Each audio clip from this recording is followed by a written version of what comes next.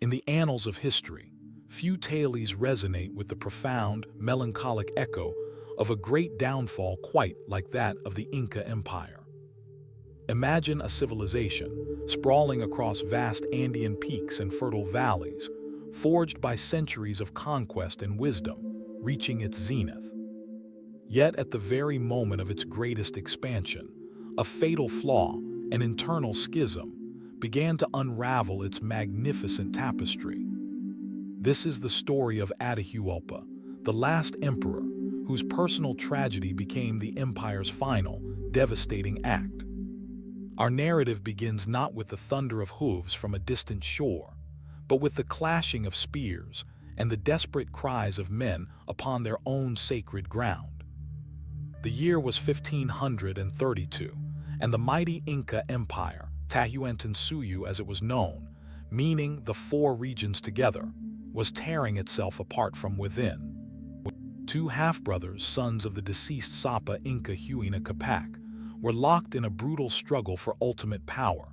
Huáscar, the legitimate heir, crowned in Cusco, the ancient capital, and Atahualpa, the ambitious, charismatic warrior, favored by the army and entrenched in the northern city of Quito.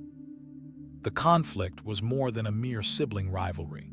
It was a civil war of unprecedented scale, ripping through the very fabric of Inca society.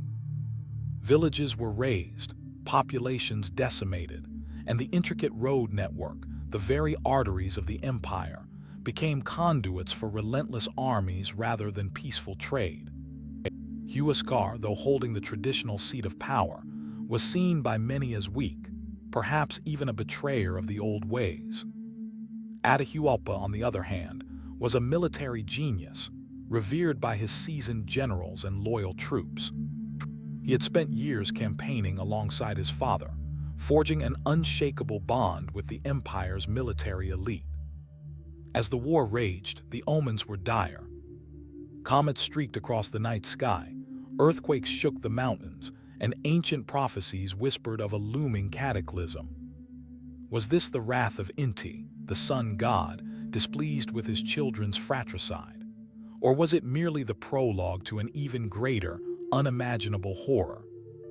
The decisive moment came at the Battle of Chimborazo, then later, the Battle of Quipepan, a titanic clash that would seal Huáscar's fate.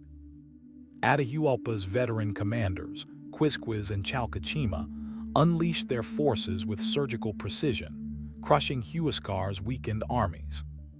The emperor himself was captured, his spirit broken, his reign brought to a humiliating end. With Huáscar imprisoned and his loyalists purged, Atahualpa stood victorious. He had achieved absolute power, unifying the empire under his iron will, but at what cost? The empire was exhausted, its resources depleted, its spirit wounded. The long, bloody conflict had left deep scars, leaving a chasm of division that no victory could truly heal. Atahualpa, now the undisputed Sapa Inca, was poised to rebuild, to re-establish the glory of his ancestors. He celebrated his triumph in the thermal baths of Cajamarca, a place of peace and healing, unaware that his greatest challenge, a threat from an entirely different world, was already at his doorstep. For as the dust of civil war settled, a new, unsettling rumor began to ripple through the Andes. Strange, pale-faced men, riding beasts unknown to the Incas, had landed on the coast. They carried thunder in their hands and wore gleaming armor. Little did Atahualpa know that his victory, so hard-won, had inadvertently opened the door to a far greater, and ultimately unconquerable adversary. The stage was set for a confrontation that would not only decide the fate of an emperor, but mark the tragic twilight of an entire civilization. As Atahualpa consolidated his hard-won victory, a shadow, distant yet inevitable, was lengthening over the vast, ancient lands of the Inca. Far from the towering peaks of the Andes, across a tumultuous, unknown sea, the seeds of an even greater upheaval had been sown. Our story now turns to a small, determined band of men, driven by an insatiable hunger for gold and glory, utterly oblivious to the complex tapestry of the civilization they were about to shatter. On a sun-baked coastline, a seasoned, ruthless adventurer named Francisco Pizarro had landed. He was a man hardened by years of exploration and conquest in the New World, fueled by ambition as boundless as the ocean itself. With him, he brought a mere 168 men, a shockingly small number against an empire that could field hundreds of thousands. Yet these were not ordinary men. They were equipped with steel, gunpowder, and a fervor born of their Christian faith, and a profound sense of European superiority. They rode magnificent beasts, horses, creatures entirely unknown to the Incas, whose thundering hooves and sheer size instilled awe and terror. The arrival of these strangers, these viracochas as some Incas might have called them, was met with a mixture of curiosity, apprehension, and, crucially, misjudgment. The Inca worldview, deeply rooted in their cosmology and their understanding of their place in the natural world, struggled to comprehend these pale-skinned invaders. Were they gods returning from the sea, as ancient prophecies hinted? Were they simply another warring tribe, perhaps seeking tribute or alliance? This fundamental misunderstanding would prove fatal. Initial encounters were tentative. Inca scouts reported on these strange beings and their peculiar customs. They were fascinated by their metal armor that deflected spears, by their thunder sticks that spat fire, and by their swift, powerful horses. Yet there was no sense of imminent danger, no true comprehension of the existential threat these newcomers posed. The Incas had always known how to fight and conquer. They had built their empire through strategic alliances and overwhelming military might. But this enemy was different. They did not seek land or tribute in the traditional sense.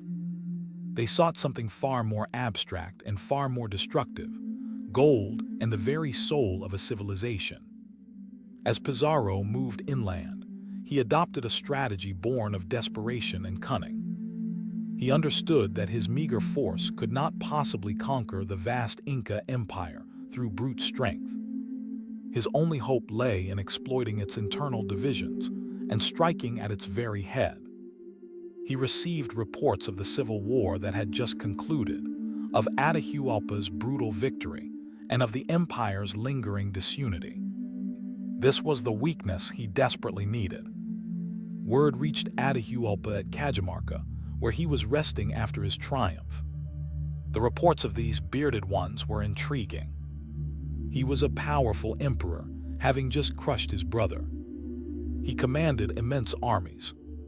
Why should he fear a small group of foreign men? Perhaps they could be incorporated into his empire, or perhaps they held some new knowledge. He sent emissaries to Pizarro, inviting them to Cajamarca, a decision that would forever echo through history. He saw an opportunity for a display of his own power, to impress these visitors with the grandeur and might of the Inca Empire. Pizarro, a master manipulator, received the Inca envoys with a carefully constructed facade of humility and respect, all while meticulously gathering intelligence. He learned of Atahualpa's movements, his confidence, and his location.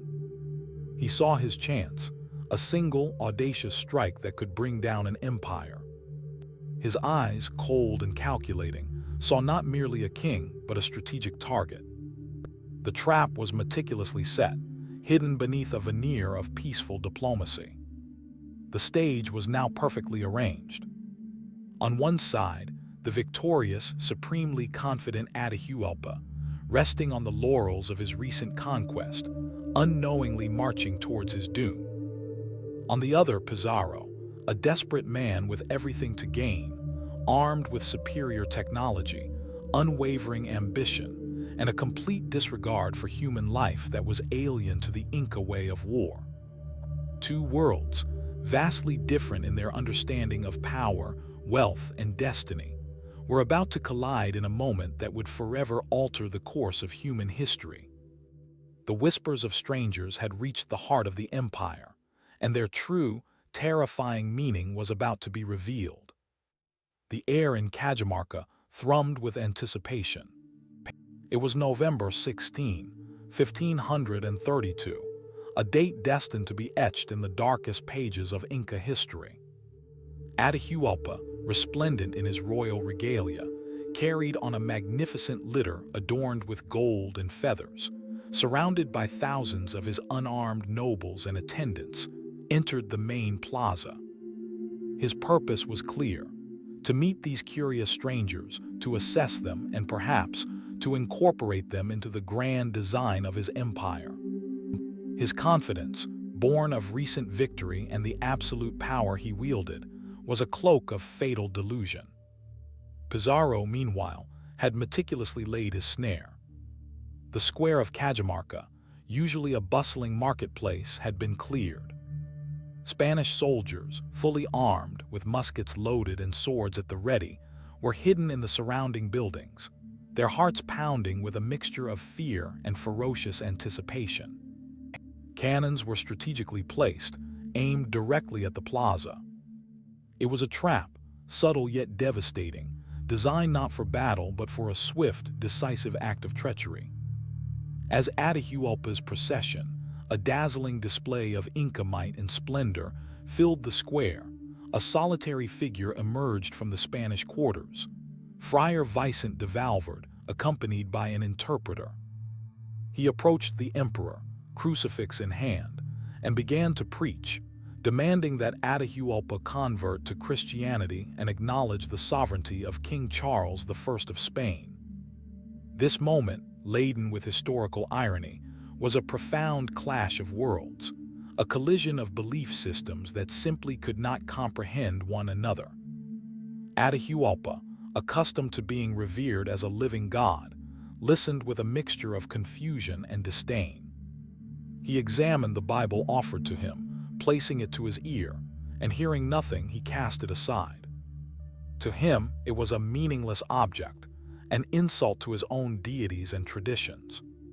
But to Valverde, and crucially to Pizarro, this was the ultimate blasphemy, the justification for what was about to unfold.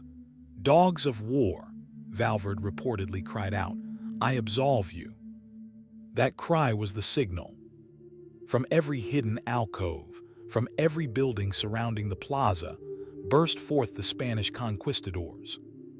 The thunder of their muskets, the terrifying roar of their cannons, and the charging hooves of their horses unleashed an unimaginable chaos. The plaza, moments before filled with the vibrant colors of Inca ceremony, became a scene of horrifying slaughter. The unarmed Incas, caught completely by surprise, had no chance. They were mown down by gunfire, trampled by horses, and cut to pieces by steel swords, weapons alien to their bronze and stone armaments. Amidst the pandemonium, the target was clear: Atahualpa. Pizarro, with a chilling resolve, led the charge towards the emperor's litter. The Inca nobles, fiercely loyal, threw themselves in front of their lord, forming a human shield, their devotion costing them their lives. Many had their hands severed trying to prevent the litter from falling, but still, they held it aloft. Pizarro himself was said to have suffered a minor hand injury in the desperate melee to reach the emperor, shouting, "Let no one touch the Inca! Let no one touch the Inca!" Finally, with a brutal thrust, Atahualpa was pulled from his litter, a captive in his own land, in his own square. The massacre continued around him, a horrific testament to the Spanish ruthlessness. Thousands of Incas lay dead, their sacrifice a testament to their unwavering loyalty, their blood staining the sacred ground of Cajamarca. This was not a battle in the traditional sense. It was an ambush, an act of calculated deceit that exploited the Incas' ritualistic approach to diplomacy and their profound sense of honor.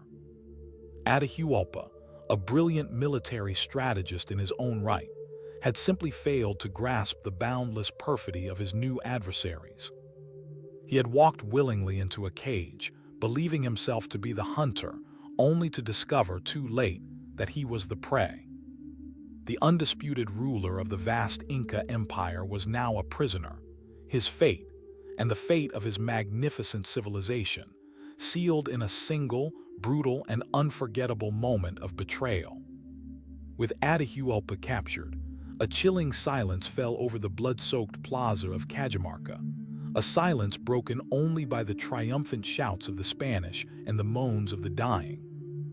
The vast Inca Empire, once so formidable, found itself headless, its very heart held in the iron grip of a few hundred men. Pizarro, understanding the immense power he now wielded, saw not merely a king, but a treasure chest. And Atahualpa, recognizing the insatiable greed in his captor's eyes, saw his only path to survival.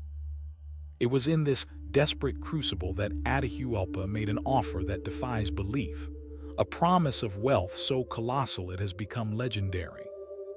From his captivity, surrounded by the ever-watchful, avaricious eyes of his Spanish guards, the emperor spoke through an interpreter. He gestured to the room in which he was held, a chamber approximately 22 feet long and 17 feet wide. "I will fill this room with gold," he declared, "as high as I can reach." Then, pointing to an adjacent, smaller room, he added, "And I will fill it twice over with silver." The sheer audacity of the offer stunned the Spanish, even Pizarro himself. Could such wealth even exist? Atahualpa, ever the master of his domain, guaranteed the ransom would be delivered within 2 months. His terms were simple, his life in exchange for an unprecedented fortune. It was a gamble born of absolute desperation, a desperate bid for freedom from a man who had never known anything but dominion. And so, the Inca Empire, under the grim directive of its imprisoned emperor, began to dismantle its own accumulated wealth. Messengers were dispatched across the vast network of Inca roads, carrying the emperor's command to the farthest corners of his realm. From temples, palaces, and royal storehouses, gold and silver objects began to flow towards Cajamarca. Gold, sacred to the Incas as the sweat of the sun, and silver, the tears of the moon, were not mere commodities.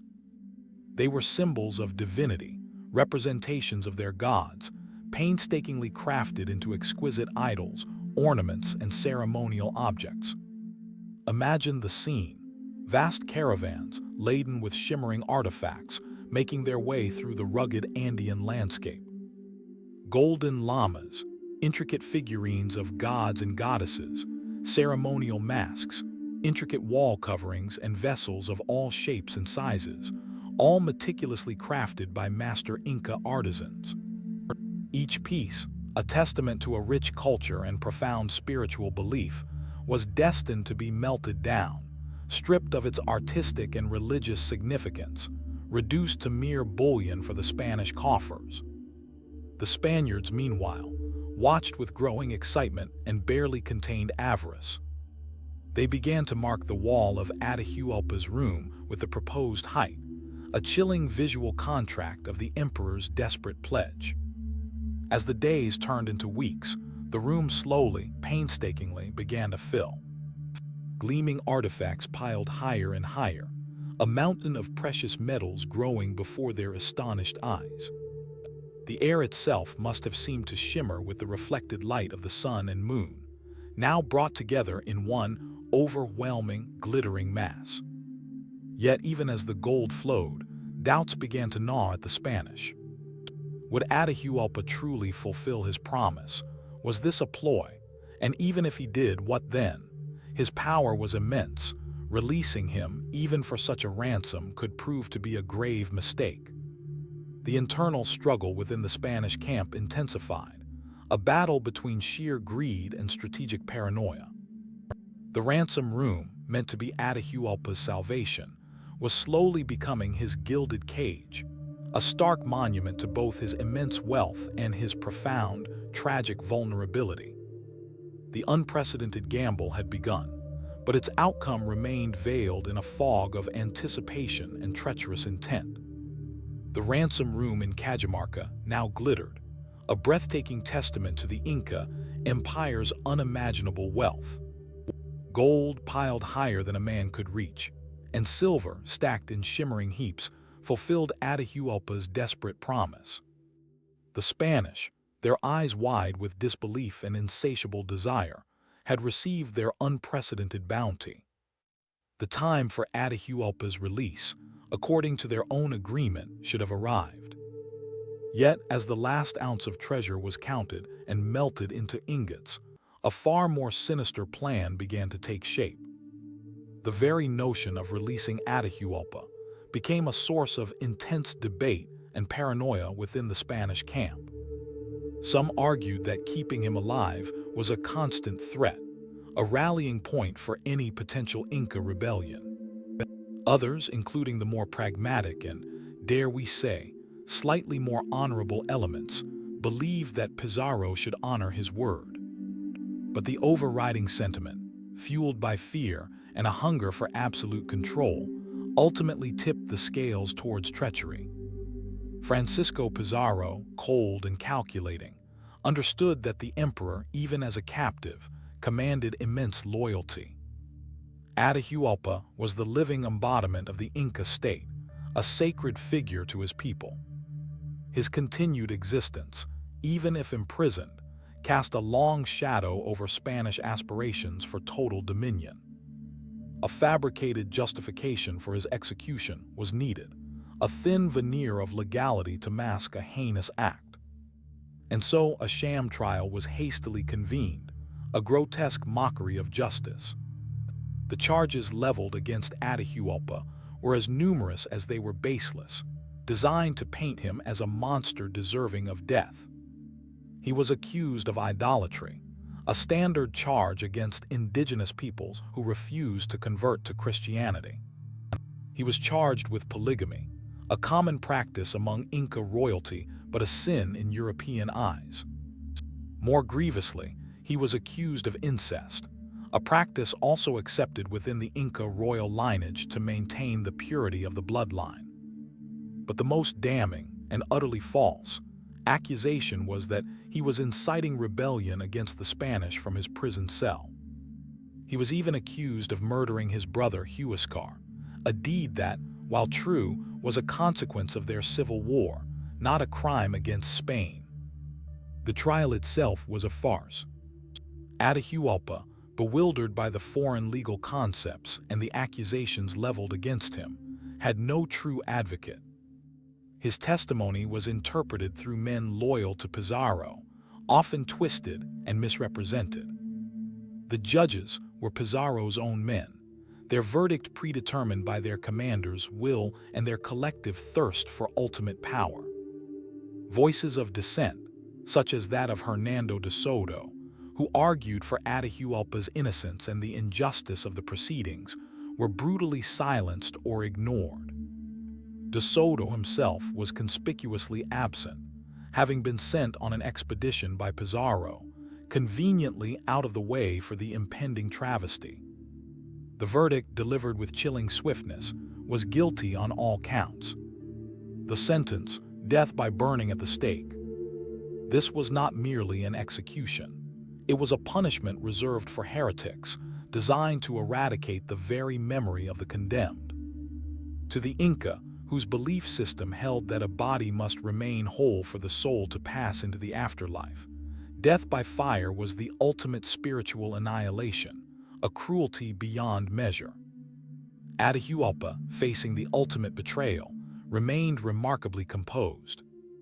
Even in the face of such profound injustice, the last Inca emperor maintained a quiet dignity, a silent defiance. His immense ransom had been paid, his promise fulfilled. Yet the Spanish had no intention of honoring their end of the bargain. The shackles of deceit had been firmly clamped upon him, and his fate, sealed by greed and fear, was now tragically inevitable.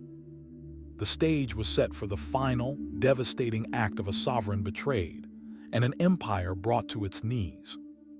Understood. Chapter 5 has been approved. I will now proceed with developing Chapter 6, the final chapter, which will include a strong closing reflection and a call to action. The sun, the very essence of Inca divinity, seemed to cast a mournful glow on the evening of July 26, 1533.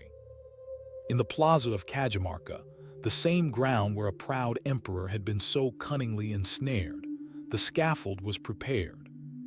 Atahualpa, the last truly independent Sapa Inca, was led to his final moments. His people, those who remained and dared to witness, watched in horrified silence, their world collapsing before their very eyes. How could their living god, the son of Inti, be brought so low? The Spanish had decreed death by burning, a punishment meant to utterly destroy, both physically and spiritually. But even at this ultimate precipice, a final act of manipulation unfolded. Friar Vicente de Valverde approached Atahualpa one last time, offering him a choice: embrace Christianity and be garroted, strangled to death, or face the agony of the pyre. To a people who believed in the preservation of the body for the afterlife, the garrote, though still a violent death, was a lesser evil than being consumed by flames. In a desperate bid to preserve his spiritual essence, Atahualpa agreed to be baptized, taking the name Francisco in honor of his captor, Pizarro. With this grim concession, the final, humiliating act of betrayal was complete. The cord tightened around his neck, and the last true emperor of the Incas, a man who had reigned supreme just months before, passed from this world. His death was not just the end of a life, it was the symbolic execution of an entire empire. The immediate aftermath was one of profound chaos and despair. The Spanish, now with no living Inca ruler to legitimize their conquest, hastily installed a puppet emperor, first Atahualpa, then Manco Inca Yupanqui, but their authority was a mere illusion. The intricate tapestry of Inca society, built on a foundation of divine rule and meticulous organization, began to unravel with terrifying speed.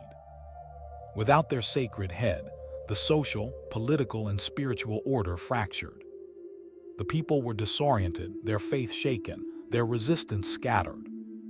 The wealth continued to flow into Spanish hands, but it was a poisoned bounty, bringing with it not prosperity but an insatiable thirst that would forever plague the conquistadors. The once thriving Inca cities, symbols of a magnificent civilization, soon stood desolate or were razed to build new Spanish settlements atop their ruins, a physical manifestation of conquest and erasure. The vibrant culture, the sophisticated agricultural systems, the unparalleled road network, all suffered under the brutal efficiency of colonial rule.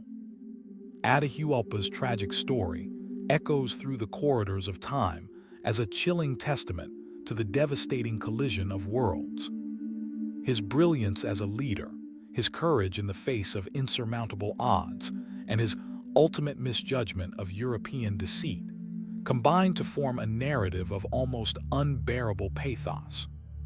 He was a king who offered a room full of gold, only to find that his captors desired something far more valuable and utterly intangible: absolute power over his people and the very soul of his empire. His legacy, therefore, is not merely that of a defeated emperor, but of a figure embodying the ultimate sacrifice, a symbol of a glorious civilization brutally extinguished. His final moments remind us of the fragility of even the mightiest empires when confronted by an enemy wielding not just superior weapons, but a radically different, more ruthless moral code. The room filled with gold, once a symbol of hope, became instead a tombstone, a monument to a king's desperation and an empire's irreversible fall. And so, we conclude this journey into the heart of a profound historical tragedy. The story of Atahualpa is a somber reminder of the unforgiving currents of history, where ambition clashes with unforeseen forces, and where a civilization, however grand, can be brought to its knees by betrayal and misunderstanding. If you found this deep dive into the end of an empire as captivating as we did in exploring it, We invite you to join our growing community of history enthusiasts. Your support helps us continue to bring these powerful and often heartbreaking stories to life. Consider subscribing to our channel, hitting that notification bell, and sharing this video with anyone who appreciates the dramatic sweep of human history. Until next time, keep exploring, keep questioning, and remember the echoes of the past that shape our present.